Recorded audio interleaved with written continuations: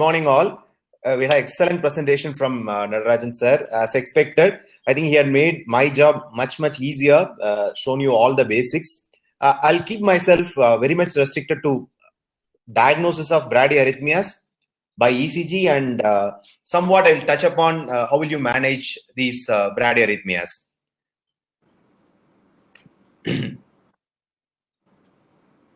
So we know very well heart as a pacemaker, which is a sinus node.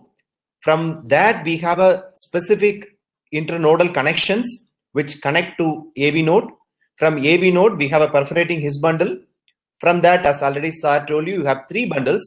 One is a right bundle and two left bundles, which go up to the Purkinje fibers and make your heart contract. So SA node can generate heart rate somewhere between 50 to 180. This is the dominant pacemaker.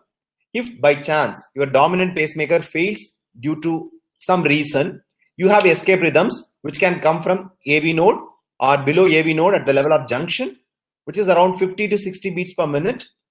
And if your AV node or junction also fails, you can get an escape rhythm coming from a ventricle, maybe in the range of 30 to 40 beats per minute. It's very unstable. The ventricular escape rhythm is very unstable. That's the reason Dr. Natarajan sir told you that when you develop a AV block suddenly, the heart may not be ready with the escape rhythm. Patient may develop a asystole or sometimes brady-induced ventricular tachyarrhythmias. So depending on ventricle for a escape rhythm is really dangerous. That shows that if you look at this diagram, you have a problem with SA node, you are reasonably okay because you have a junctional rhythm coming in at a rate of 50 to 60. If you have a problem at a supra-Hisian level, that's at the AV node, still you are okay because you have a junction still which can come at a rate of 50 to 60, but you develop a infra-Hisian block. When you have developed a block below the level of His, then your ventricle has to come in. That's the reason your infra-Hisian AV blocks, the blocks which are below His level, are very dangerous. So I'll go and tell you how we are going to diagnose all this. So there are only two things can make your heart too slow or cause for a bradycardia. Can be secondary to a failure of a normal pacemaker, which is your SA node, or you have a conduction block at the level of an AV node. So either your impulse generation at the level of SA node is a problem, or your AV nodes as blocked. Both of them are dangerous, and AV, as I already told you, your AV conduction blocks are much more dangerous. So first thing you have to identify where is the problem, what is the problem. So first you have to identify, is it a SA nodal problem or an AV nodal problem? Sometimes you can have both together. We call it as a pan conduction defect, where SA node also at a problem and AV node is also at a problem. It can manifest itself as sinus bradycardia, or it can show multiple forms of sinus nodal disease. Due to this, patient can have a junctional rhythm, and you can have AV blocks. It can be a first degree AV block, which usually don't affect rate, so that does not come under bradyarrhythmia. Still, it's a part of conduction system disease. And secondary heart blocks, same, you can be Mobitz type 1 or type 2, or third degree AV block, or sometimes patients with atrial fibrillation or flutter can present with a very slow ventricular response. These are the most common problems you are going to see in patients who present with bradyarrhythmias. So whenever you see a bradyarrhythmia on a ECG, you have to concentrate on rhythm strip. Take a proper rhythm strip of lead 2 and V1.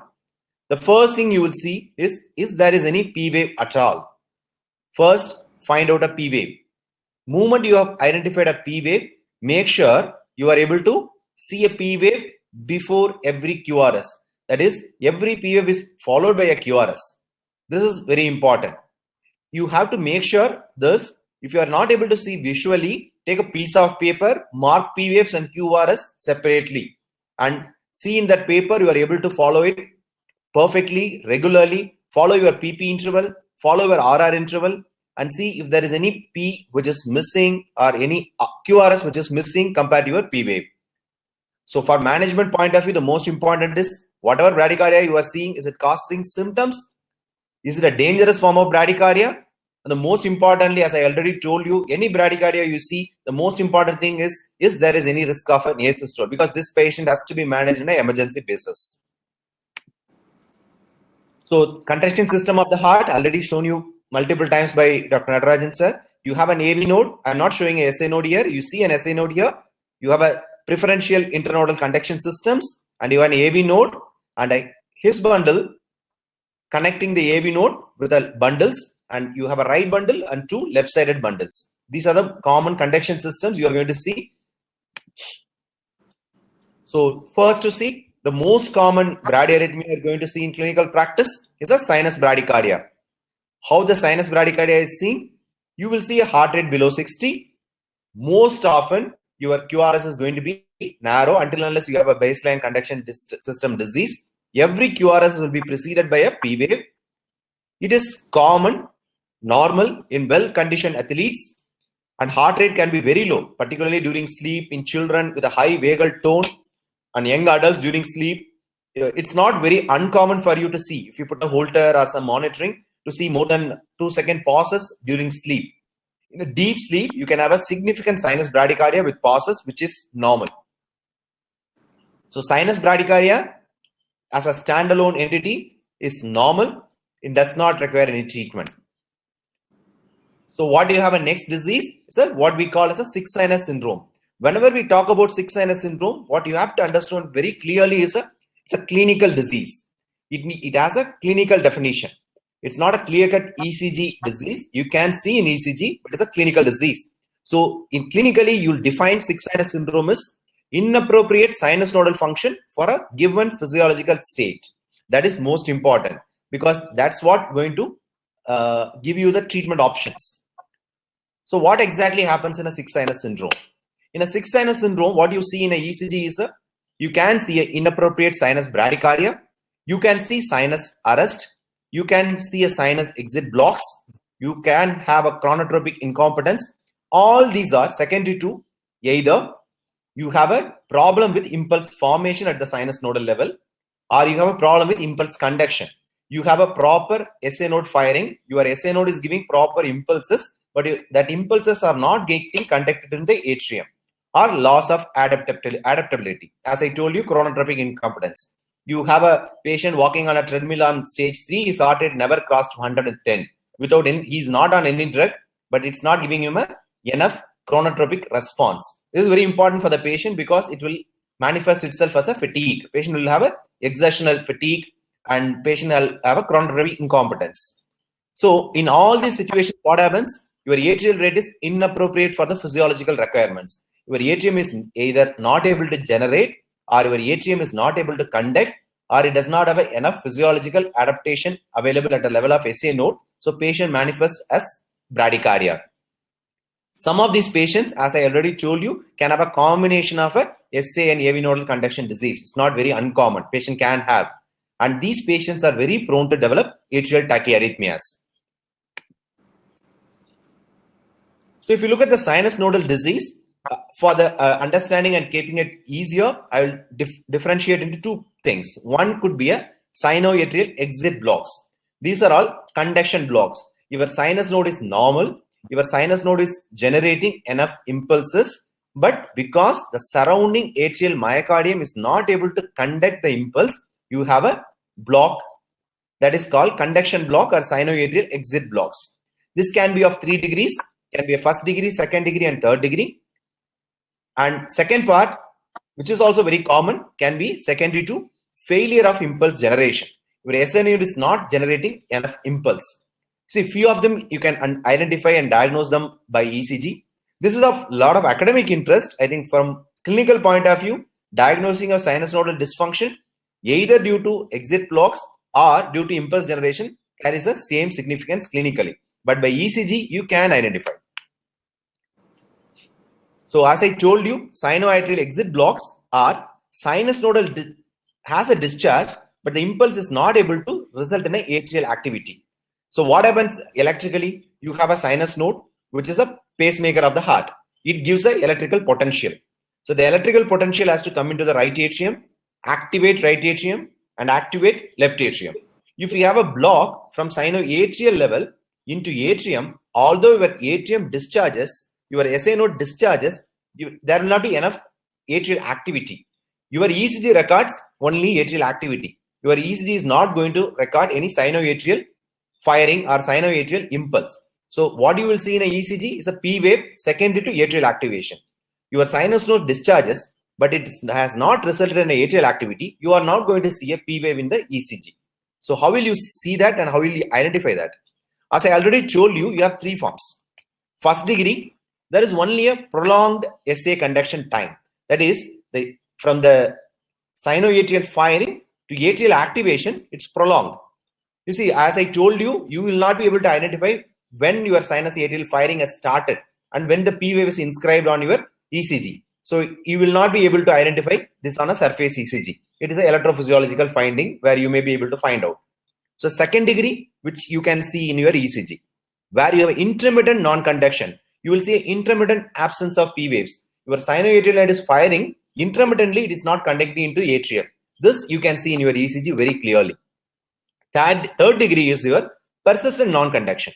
You will not see any P wave at all in your ECG, and you will see only escape rhythm.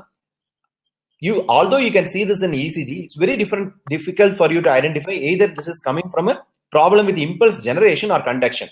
So what you will see is an absence of P wave.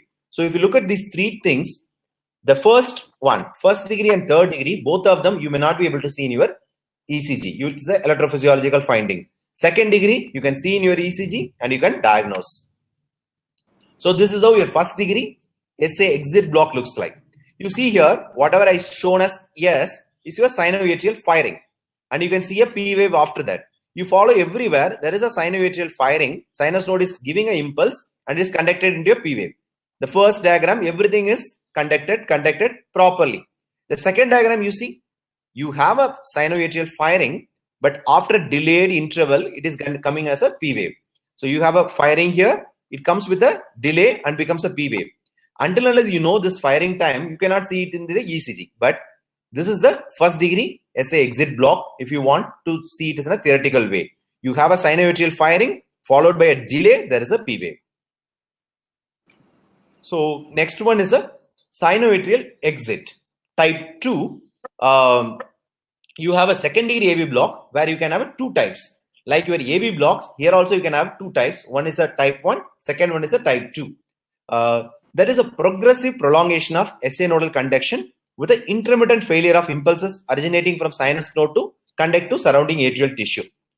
So your second degree SA block appears on a ECG with an intermittent absence of P waves. How it looks like? You see here, whenever you see I think I will come to that later. In AV block, what you see usually for a Wenckebach phenomena is your PR interval will be prolonging and before a loss. In a SA exit block, the same way Wenckebach happens, your PP intervals shorten. You see here, your PP intervals shorten before blocking. You can see clearly, I'm going on measuring my PP interval. So whenever there is a type 1 SA exit block, there will be a progressive shortening of a PP interval before a block. So you can see here, there is no change in your PR interval. PR interval remains same. The only difference you see is a shortening of a PP interval with a loss of P wave. So this is a typical second degree exit block type 1, which is called Wenckebach. This is a type 1. So this is what exactly happening. So your I'll show that. I think one slide has jumped. Yeah. So here, if you want to see a type 2, this is like your typical what you see in your AV block. You see here, there is a P wave, there is a P wave, there is a P wave, and you are not seeing any P wave. And after some time, you see a P wave here. This is due to loss of conducted P wave here.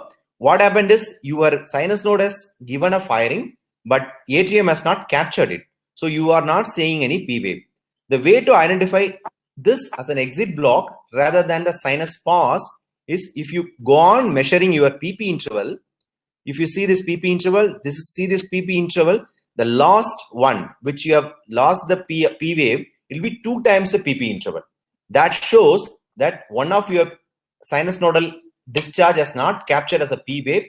So you have a second degree type 2 sinoatrial exit block. I think hopefully you can understand this by looking at this. I'll show that picture for you. It's jumping 19, 18. Yeah. You see here, you have a 1 pp interval, you have a P wave here, you have a P wave here. There is no problem with your sinoatrial firing. You can see that sinus node is firing. You can see everywhere it is firing. What happened here is one of your sinus nodal firing has not captured. So what happened is you have a P wave, you have a P wave, you don't have a P wave here, but after one beat, you have got a capture again. So you are seeing a P wave. The PP interval here between two conducted beats, in between there is a one block sinus impulse, will be exactly twice the PP interval of the previous conducted beats. This is very important. You have to identify in patients with 2:1 sinoatrial type 2 exit blocks. So this is same like your AV blocks, only difference being here you have to measure your PP intervals to identify. As I told you, it's very difficult for you to identify your third degree AV block by just looking at your ECG, because only there is a loss of P wave. There's another example here. Here, if you follow here, there is a P here, and there is a loss, double the time of PP interval, and there is a loss of P wave here. You don't see any P wave, you don't see any P wave. Suddenly it resumes. So you have a block here, 2:1 AV block, 2:1 sinoatrial exit block, and resumption of, there is a block here, and there is a resumption of atrial activity again. So if you just look at this, it may just look like a sinus bradycardia if you don't have this ECG tracing before. If you follow this tracing, you know very well that PP interval was this much. During this around 5 to 10 beats, your PP interval has become twice. That's showing you have a sinoatrial exit blocks. So this is how your third degree SA exit block will show like. You see here, there is no P wave at all. It's completely no P wave. There is a P wave here, there's a straight line, and you have P wave after some time. This is a third degree SA exit block which was proven electrophysiologically, but in a surface ECG, you will see only as a pause or SA arrest. Here, it's very difficult for you to say is it due to exit block or your SA node has not given any impulse, but you will see in a ECG like this. That's the reason I told you the first degree and third degree SA exit blocks you cannot see by ECG. Second degree Wenckebach is a progressive shortening of PP with loss of P wave. It's a type 2. You will have a PP with an intermittent lossing with this twice the number of PP intervals. So sinus nodal dysfunction, which is secondary to failed impulse generation, which is a second type, you can see as these kind of manifestation in your ECG. It can present you like a symptomatic sinus bradycardia. It can present as sinus pauses, sinus arrest, and it can present itself as a tachybrady syndrome. In a patient, you will see episodes of tachycardia followed by an episode of bradycardia. So if you look at this ECG, you will see a P wave continuously coming here. Patient goes into a sinus bradycardia. Slowly, you have a sinus arrest, and you can't see any P wave. There is no significant ventricular escape rhythm in this patient, which has ultimately ended up in a asystole. You don't see any P wave or QRS. What you see here is a proper sinus rhythm. After that, there is slowing of sinus, and there is a sinus arrest with a escape. You can see a escape here, a junctional or ventricular escape. Slowly, you have a failure of your escape, ultimately end up in a asystole. You can see here a episode of sinus arrest here. You can see a P wave, QRS, P wave, QRS, and there is no P wave. The patient has developed a junctional escape because it's a narrower and resembles your sinus rhythm. You have a junctional escape here, followed by a retrograde P wave. You can see a P wave after the QRS. So what happened is your junctional rhythm has conducted retrogradely into the atrium, generating a P wave. This is a sinus arrest and seen as a junctional escape with a retrograde P waves. Here, what you see is an episode of a tachycardia. You can see an episode of tachycardia, most probably a long RP tachycardia, possibility of a atrial tachycardia. The patient develops a tachycardia followed by a long pause and a junctional escape. So patient has a baseline tachybrady syndrome. This is another manifestation of a sick sinus syndrome. Patient has a combination of both tachycardia and a bradycardia. This is a difficult substrate to treat because if you give any drug to reduce the rate of tachycardia, the patient's bradycardia symptoms will worsen. Most often we end up in putting a pacemaker and given antiarrhythmic drugs.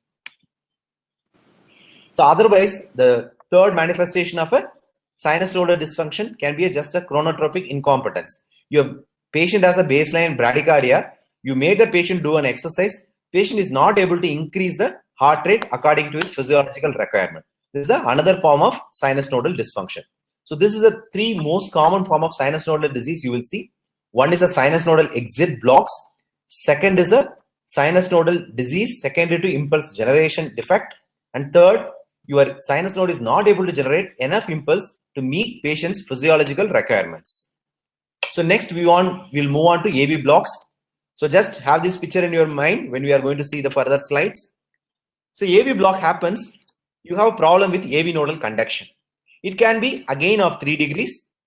Usually it starts as intermittent and slowly patient will develop a higher degree AV blocks. Whenever a patient needs a higher degree AV blocks, you may not get a good ventricular escape rhythm. So ultimately patient may develop a asystole. So most of the patients will require urgent temporary pacemakers followed by a permanent pacemakers. Most of your rate lowering drugs except your rivabradine works by slowing the AV conduction. May it be a beta blocker, may it be a calcium channel blockers. All these act on AV node to reduce your heart rate. AV blocks, if you look at the first degree AV block, you have a lengthening of PR interval. You just have a prolongation of PR interval. You will see a P wave preceded every QRS complex. So this is not going to affect your heart rate. So the patient may not be necessarily a bradycardic. So in isolation, if you have a prolonged PR interval, you may not require a treatment. But if a PR interval is prolonged along with some other conduction system disease, you may require a treatment. Some patients may become symptomatic with very long PR interval. Some may develop a PR interval close to 400, 500 milliseconds where it can affect atrial diastolic filling. There they may require a treatment. Otherwise, first degree AV block on its own may not require any treatment. You see here, you'll see here patient has a heart rate looks reasonably okay. PR interval is more than 200 milliseconds. Whenever there is a PR interval which is more than 200 milliseconds, you call them as a first degree AV block. That is a just prolongation of AV conduction time. If you look at second degree AV blocks, it is of 2 types. One is a Mobitz type 1, or we call it as a Wenckebach phenomenon, which we see in a sinus exit block also. I have shown you once. So this can be a benign phenomena also if it happens on its own. Sometimes you will see in a young patients, very young athletes or kids, you put a Holter, you may see in the midnight the Wenckebach happening. Wenckebach on its own, it's not pathological. It can be due to a high vagal tone. While Mobitz type 2, which can be of 2:1, 3:1, 4:1 variety, where you have a loss of AV conduction in a sequential manner, it is not physiological most of the time. So it is not benign. There is always, if it is an infraeocine level block, a chance of developing a asystole. So most of the patient will end up getting a pacemaker. So this is the Wenckebach who described this Wenckebach phenomenon. So how it looks like? So Mobitz type 1 or Wenckebach phenomenon, there will be a progressive prolongation of PR interval and shortening of RR interval until a P wave is blocked. The RR interval containing the non-conducted P wave is less than the 2 pp intervals. I'll show you that. So usually the PR interval is longer after a non-conducted P wave. The form of the combination of all this, we usually call them as a group feeding. You can see here, the PR interval is progressively prolonging. You see this PR interval here? It's okay here. It prolongs, and there is, you cannot see a P wave here. There's a loss of AV conduction here. This is not clear here. I'll show here. So you have a prolongation of PR interval here.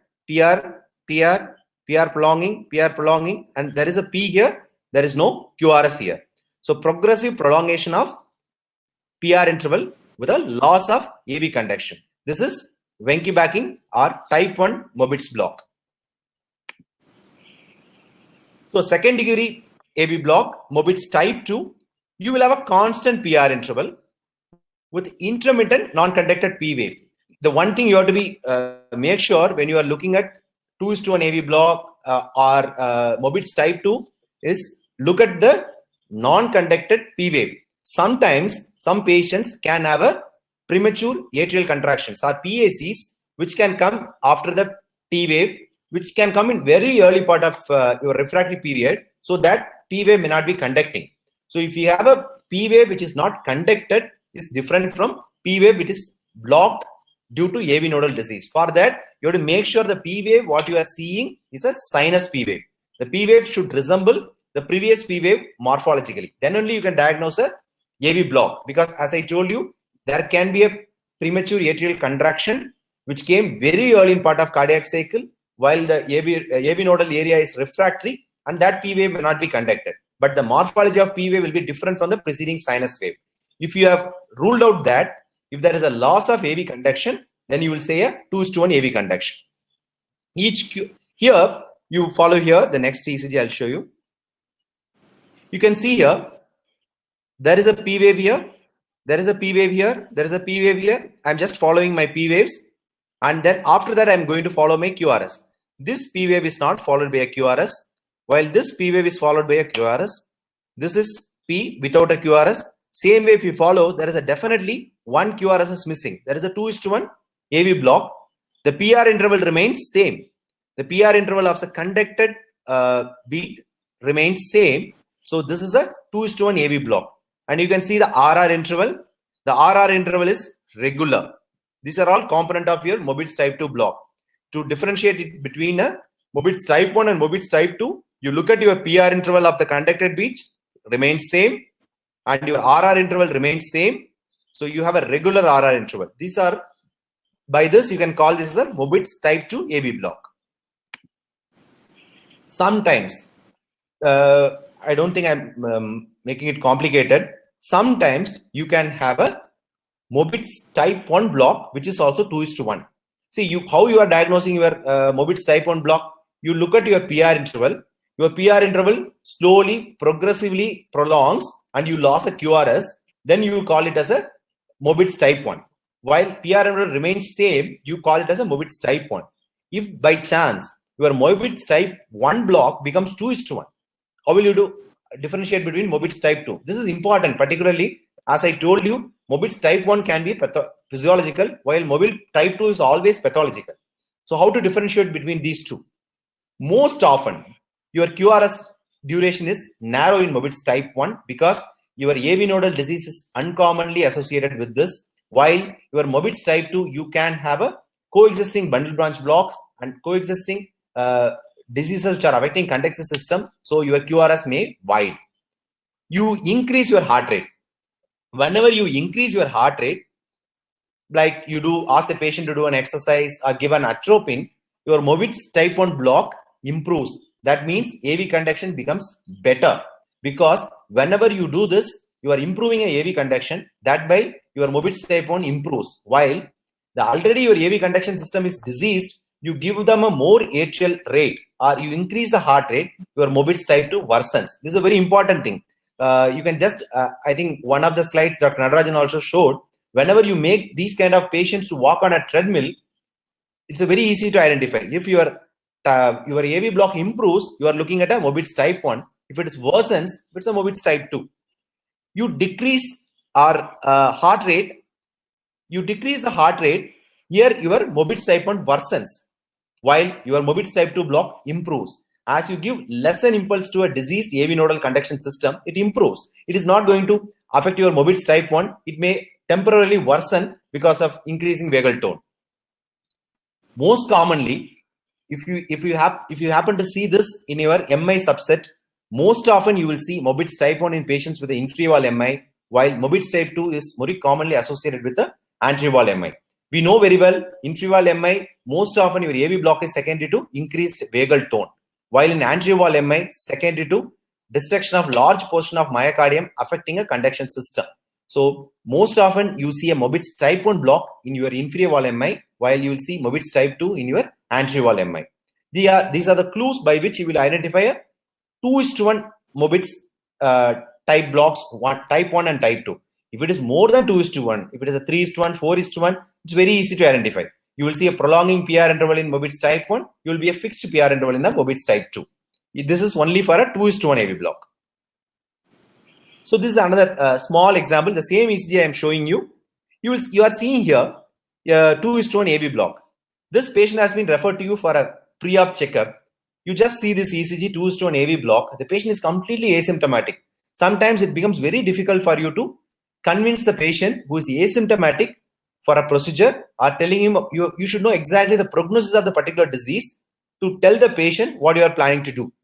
So this patient, after seeing this ECG, what you will tell him, like he came for a pre-op fitness, you will just reassure him saying that you are asymptomatic, go home, there's no problem. Or you will see a Holter, or you ask the patient to put up, go for an EP study, or straight away seeing a 2:1 AV block and send the patient for a pacemaker. There is a small clue in this ECG.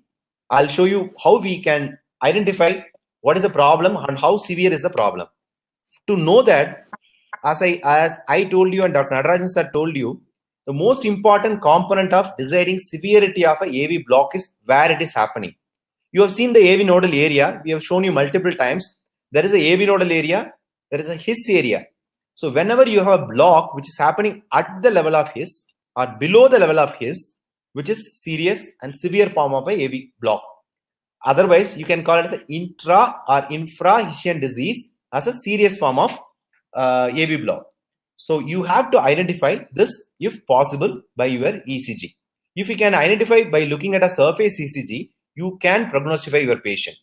So how will you identify by looking at an ECG? There are clues by which you can identify. This already shown by Dr. Natarajan sir, where you can see a block happening after the inscription of a His wave. So when you have seen a His wave, after that there is no QRS, that means there is a block is at the level of infra-Hisian level, which is dangerous, which we can see in a EP lab. If you don't have a facility to see in a EP lab, how can you identify? How can you differentiate a supra-Hisian versus infra-Hisian AV blocks? Most often, your infra-Hisian AV blocks will be broader QRS because you will have a coexisting conduction system disease.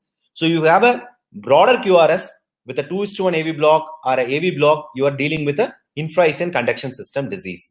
Second one, already we have seen in a Mobitz type 1 and type 2 differentiation. You ask the patient to do an exercise or give him an atropine. If it is an AV node is diseased, you give more atrial rate, put more atrial rates into the AV node, your AV node will block more. So if it is a 2:1 AV block, you would start seeing a complete heart block seen in the exercise. The patient movement, he steps onto the treadmill and start walking, the 2:1 AV block which you have seen will become a complete heart block. So by that you can identify. Another thing is that ECG, what you can see here, there's a clue there. You see here in this ECG, which I have already shown you. Look at the conducted PR. Can you see that? The conducted PR is very short conducted PR, less than 120 to 140 milliseconds. These kind of short conducted PR in a 2:1 AV block is a sign of a infra-Hisian conduction system disease. Why? Because if you look at your AV node and your Hisian area, both have a differential conduction properties. Your Hisian area is like a plastic. You cannot stretch it. It will not stretch. It will break. While your AV nodal area is stretchable or elastic. You would have seen in your day-to-day practice, patient comes with a PR interval at a 140 or 160 millisecond. You ask the patient to do an exercise, your PR interval shortens. While the patient sleeps or develops a bradycardia, your PR interval prolongs. This is secondary to changes which is happening at the level of AV node, which is elastic. So your AV nodal conduction or the supra-Hisian area has an amount of elasticity. So your PR interval usually varies. But in the infra-Hisian area, it is like a plastic, it cannot be stretched. When you have a 2:1 AV block, with your PR interval is short, you are dealing with an infra-Hisian AV block. At the same time, if your PR interval, conducted PR interval is prolonged, you see a PR interval of 200 to 250 milliseconds in the conducted PR, having a 2:1 AV block, the chances that you are dealing with a supra-Hisian AV block is high. So that's another evidence which you can get from a surface ECG. Symptomatic status, very important. Any patient symptomatic with a bradycardia with a conduction system disease is significant. If a patient has developed a syncope, you have seeing a ECG which is showing a 2:1 AV block or a first degree AV block with some conduction disorder, but patient has developed episodes of syncope, you have to evaluate patient further because symptomatic status shows patient has a infra-axial conduction system disease. High grade AV block. If the patient develops a high grade AV block, this is a sign of a infra-axial conduction system disease. So these are the findings by which just looking at your surface ECG, you can see where the conduction system is affected, and if the patient needs an emergency referral, needs a pacemaker or temporary pacemaker, or you can manage at your setup just medically. So this is very important. These points are important. So anytime if you have a doubt, you can always do an EP study. Already Dr. Natarajan sir has shown you. You can just put a catheter in his area, just measure AH interval and HV interval. We know normally how long it takes for ATM to his conduction, how long it takes from his to ventricle conduction. If it is prolonged in a symptomatic patients, then we know very well patient has a significant infra-axial conduction system disease. So accordingly, patient can be treated. EP study can be done in any of these patients when they are symptomatic. So high-grade AV block, what we call as, I already told you, high-grade AV block. What we call as a high-grade AV block, you should have at least 2 consecutive non-conducted P waves. That is more than 3:1 block. High-grade AV block is pathological. Whenever you have a 3:1, 4:1 AV block, there's no need for you to investigate further. That is pathological. That's an infra-axial AV block. This is also called advanced second-degree AV block. Here, look at the PR interval. It should be constant. That's another point you have to see. The PR interval of the conducted beat should be constant. You see here, I'll show the picture of high-grade AV block. You here, see here your PR interval. Suddenly you have lost around 5 P's. One P here, 1, 2, 3, 4, 5, 6. So 5 P, how 5 P waves are not conducted and 6th one started conducting. This is a high-grade AV block. This patient needs a early treatment or urgent treatment because it's an infra-axial AV block. So when we come to the last part of it, it's a complete heart block. Here, this is very important. The patient has to be in sinus rhythm for you to reliably diagnose AV block, because in a complete heart block, what you are going to see is a AV dissociation. That means there will be a dissociation between your P waves and QRS. If you are not having any P wave, it's very difficult for you to diagnose a complete heart block. Or sometimes what happens, some patients may have a coexisting sinus nodal disease also. There you have to be very careful. The patient's sinus rate may be around 50 to 60, while your ventricular rates also around 50 to 60. In that time, you have to properly see PP interval and QRS interval, PP interval and RR interval, so that there is a difference between PP and RR interval to convince yourself for a AV dissociation. If you have a good number of P waves with a lesser number of QRS, then it's very easy for you to diagnose. What happens? There is no relationship between P waves and QRS complexes. And more importantly, most often they will be regular. Your PP intervals will be regular, your RR intervals will be regular. So you will diagnose a complete heart block when we have a dissociated P and R with a regular PP and RR interval. There is definitely a chance of an imminent asystole. The patient has a very slow rate. Ventricular escapes are in 30 to 40 beats. Patient have long pauses. Usually the escape is broader because it comes from the ventricle. If the patient needs a pacemaker, if there is no reversible causes which has caused a complete heart block. If the patient develops a symptomatic status, you may have to put a temporary pacemaker. The only exception is, as I already told you, the transient complete heart block which happens during infra-valve MI. It's once you revascularize, the patient may improve, or a lot of times patient can improve on its own, because sometimes it may secondary to high vagal tone, or in the infra-valve MI, the moment patient improves, the AV conduction also improves. So this is what you see in a complete heart block. You can see the P waves here. The red ones are P waves. They are marching on its own. The blue triangles are your QRS complexes. They are going on its own. There is no correlation between your P and QRS. So both are going at a different rate altogether. So none of your P wave is conducted down. Whatever QRS you are seeing are ventricular escapes. You can see a broader QRS here. The left ventral morphology QRS, which is a ventricular escape rhythm, which is coming second to a AV block. So there is a complete dissociation. So what happened here? You have a sinus node which is firing, AV node which is completely blocked. you are getting some impulse coming from the ventricular level, which is a escape rhythm. You see here, you see ECG, you have a P wave and QRS going on its own. You just look at your atrium, your PP intervals, you see a regular PP intervals. These are only P waves. I've taken the P waves out separately. So you have a only P waves with a regular PP interval. Down you see broad QRS, ventricular escapes, RR, which are regular. So combine this together, you have a complete AV dissociation with fixed PP interval and fixed RR interval. This is complete heart block for you.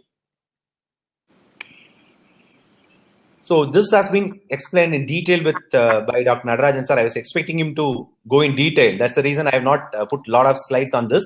So you can have a trifascicular or a bifascicular block. What we mean by trifascicular block?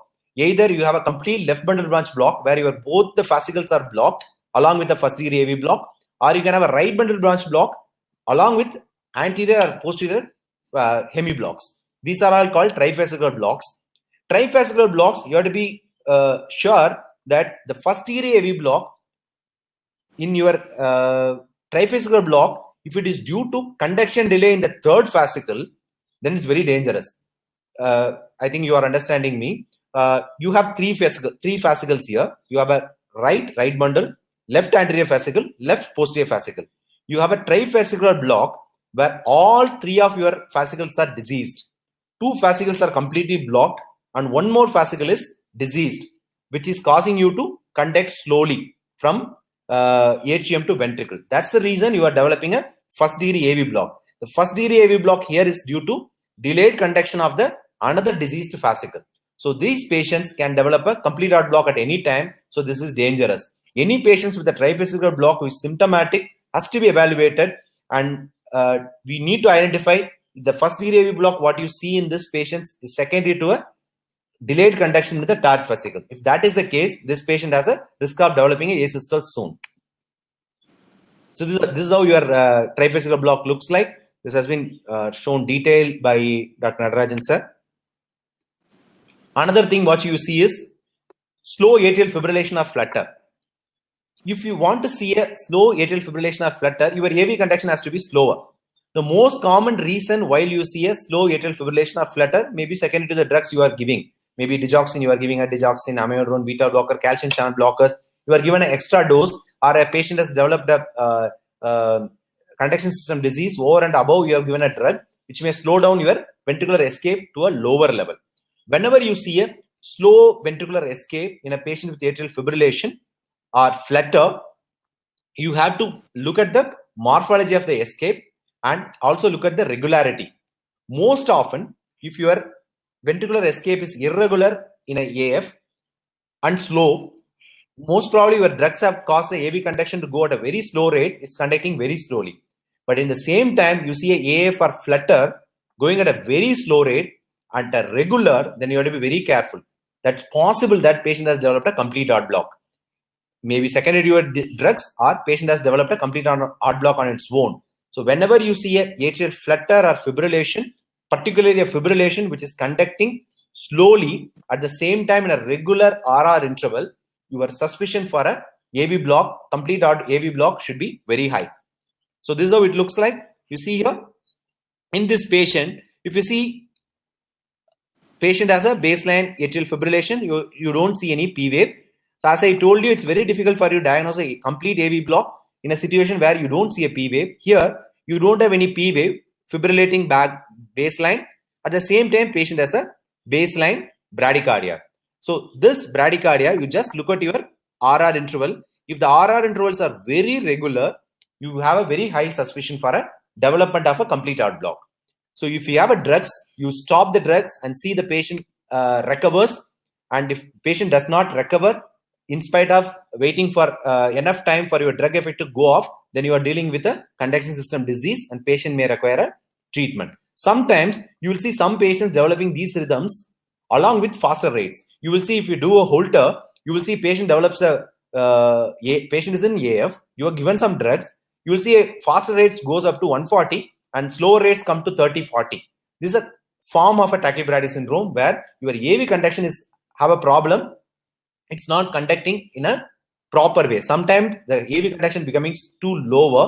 Here you may require a pacemaker to optimize the drug for management of the faster rates. So this is very important. Looking at in patients with atrial fibrillation and flutter also, you have to look at your ventricular escape rates and treat accordingly. So another 5 minutes, I'll just run through the management, because I can see a lot of physicians have joined in, so they may be interested to know few about how to manage this. So to manage a bradycardia, look at again, you look at ABC. The patient is conscious. How is the blood pressure? If the patient is bradycardic in a hemodynamic collapse, urgently you have to put a pacemaker wire. Either you put a pacemaker wire transvenously if you have a facility, or most of your defibrillators have a pacing protocols. You switch on the pacing protocol and pace the patient transcutaneously. The problem with the transcutaneous pacing is you have to put a patch and pace from the defibrillator, and this is painful. Lot of time, particularly obese patient will require a lot of outputs. That time you have to completely sedate the patient and transcutaneously pace. Make sure it's capturing. Sometimes when you look at the electrogram in your defibrillator, it's very difficult to identify are you capturing or not. Easy way, either look at your pulse oximeter and look at the heart rate, or put a look at your pulses. Are you capturing? If you have kept the transcutaneous pacer at 60 rate, your pulse rate should come at 60. A lot of time I've seen people will be watching the spikes and say that it's capturing. So until unless you are sure about heart rate, you increase the output to the particular level and pace.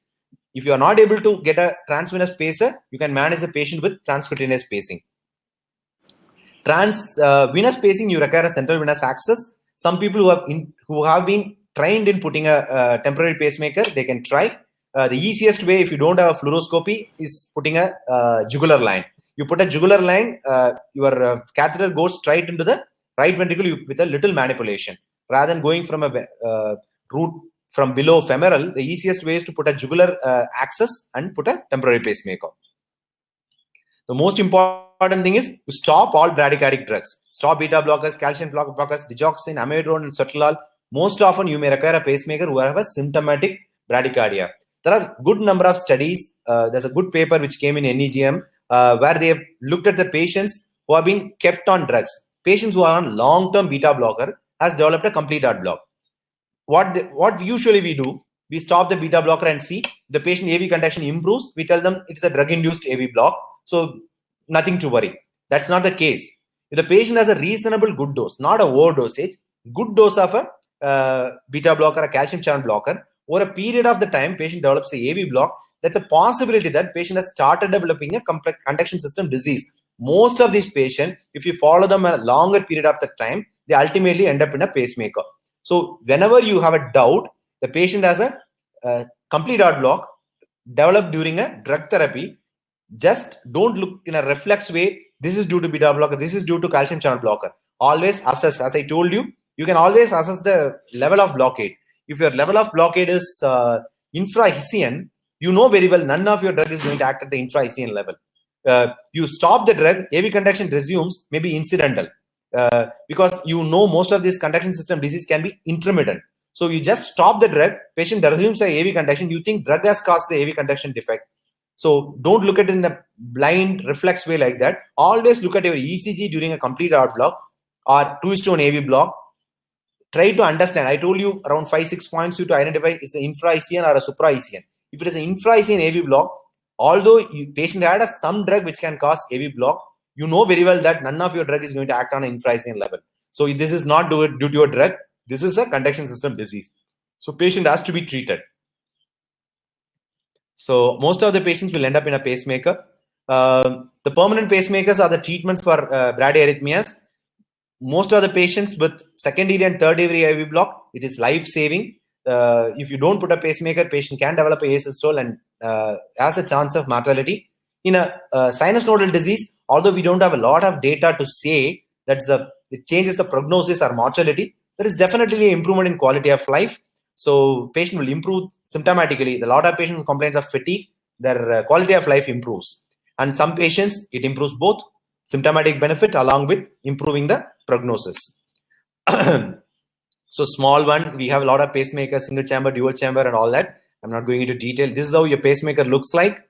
a lot of physicians in the meeting, so I just show that this is how your pacemaker is put, just below the clavicle. We have taken a wire inside the heart, one into the right ventricular apex and one into the right atrial appendage. So you have a dual chamber pacemaker system. If you look at it in the ECG, chest X-ray, it looks like this. You have a pacemaker, 2 leads, one in the atrium, and ventricle. This is a CRT, so you have a 3rd lead here. Otherwise, you will have a ventricular lead here and atrial lead here. This is how your pacemaker looks like.